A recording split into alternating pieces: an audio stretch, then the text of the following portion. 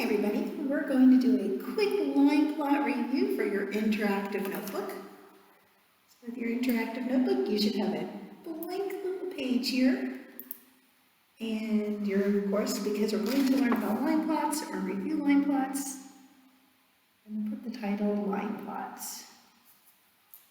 All right. And if you ever need to pause and add to your notebook as I add to mine, please feel free to do so. So let's think about our line plots that we've been learning about. Way back in 3rd grade, we used fractions on a number line. So we thought about our number line, our holes, and our parts in between our holes. And we saw that this is a mixed number because it has a whole and a fraction. So if it's 1 and some more, I know the answer is going to be 1 and some more, but it's less than 2. So it's going to be between here and here. And then I look at the line. Is it divided into 8s? Because the denominator is an 8. 1, 2, but I'm counting the spaces, not the lines. 1, 2, 3, 4, 5, 6, 7, 8. Yes, there's 8 spaces. Then I label them. This is 1, so this is 1 and 1 8, 2 8s, 3 8s, 1 and 4 8s, 1 and 5 8s, 1 and 6 8s, 1 and 7 8s, and then 2. And then I just mark the fraction. So we learned how to do this way back in 3rd grade. We also have learned how to make equivalent fractions.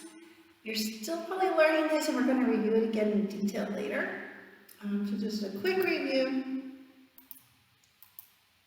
And we're going to use multiplication, which is actually something we're going to learn in 4th grade. We used pictures in 3rd. So we're going to learn how to do a line plot. And I know some of this we're going to come back to later in the year, so we're just going to learn a line plot.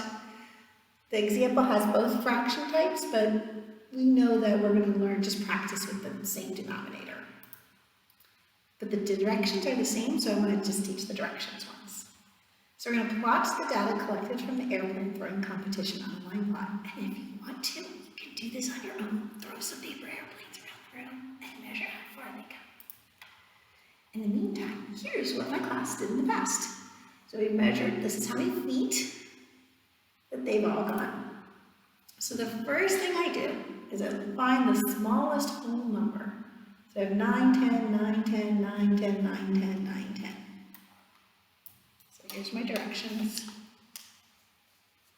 Find smallest whole number. And I like to write on the left side, so I imagine this paper. This is what goes on in my head. I imagine in my little interactive notebook, my paper is folded in half, and have half to write my notes, and then half for an example. So then I'm going to have my line plot. It starts with a line. And I'm looking for the smallest number, and out of all those choices, 9 is the smallest.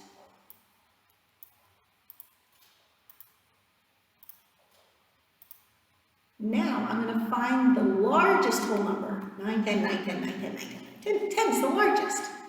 But the whole direction's not there. It says the next whole number will be the last number on your line. So what comes after 10? 11. So in my notebook, find the largest number. I'm going to write this in my own words and add 1. So 10 was the largest, so there's 11.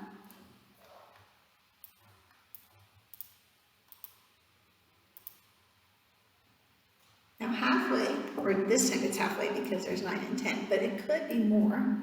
So I think of all the numbers between 9 and 9 and 11, and it happens that there's only 10, so there's only one answer, so I'm going to put it halfway.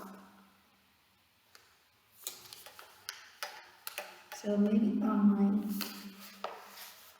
notes, I'm going to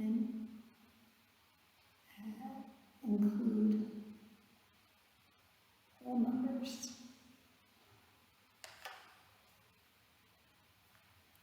On the line. All right, so those are my notes. Again, you can pause and write your own notes before we go on to the next slide. Step 3, title the line. Well, this is paper airplanes. So I'm paper airplanes, paper planes. Because then I could use alliteration because P and P, paper planes. So of course I put a title over my line. Called it airplane distance before. Now I divide the line into the fractional parts. How do I know which fraction to use? We'll look at the denominators and find the smallest fraction. If all the denominators are the same, of course we're going to use the same number. So this one is 4, 8, 4, 2. So the 8s are the smallest piece. So in my step 3 is add title. Step 4 is to put fraction lines.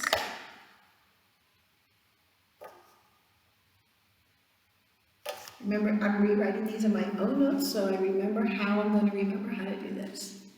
So this was 8, so I have to divide these into 8 spaces, not 8 lines, but 8 spaces. So if I go between 9 and 10, halfway, because I'm good at finding half. So that's 2 spaces. Half of that, and half of that. 1, 2, 3, 4 spaces. I need to divide each one of those spaces in half. 1, 2, 3, 4, 5, 6, 7, 8. Good, so I could do the same thing. Half, 1, 2. Divide each part. 1, 2, 3, 4. 1, 2, 3, 4. 1, 2, 3, 4, 5, 6, 7, 8. Oh no, they're not perfect, but I try to be as perfect as I can. So we label the line font.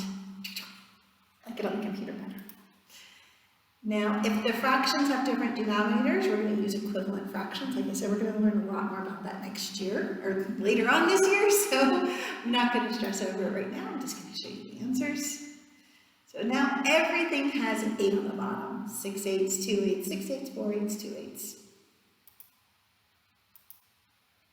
Oh, but I forgot to add that step. So I don't want to forget that step because these will be the same notes that I could use later on. So, just all fractions must have same denominator.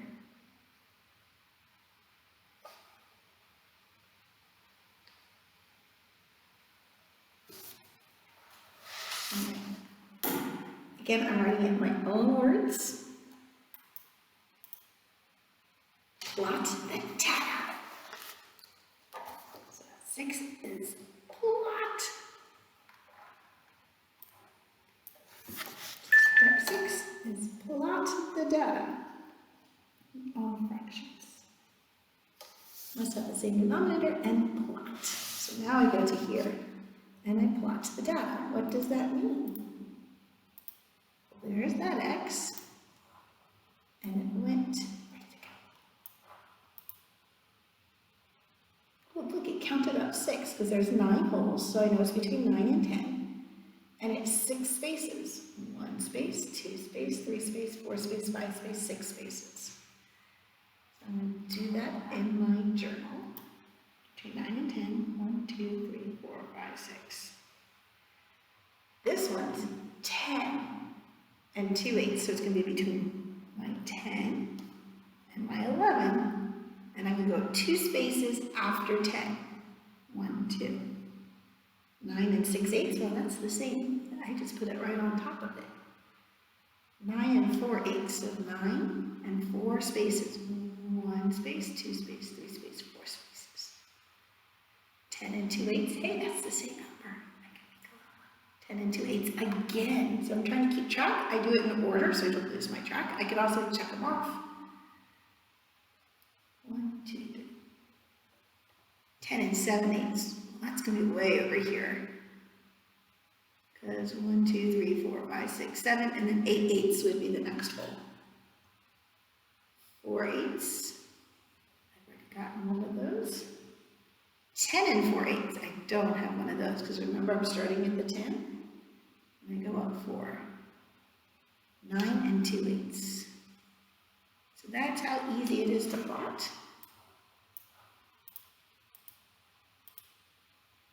Now we use the data. We could use the data to kind of solve all kinds of problems.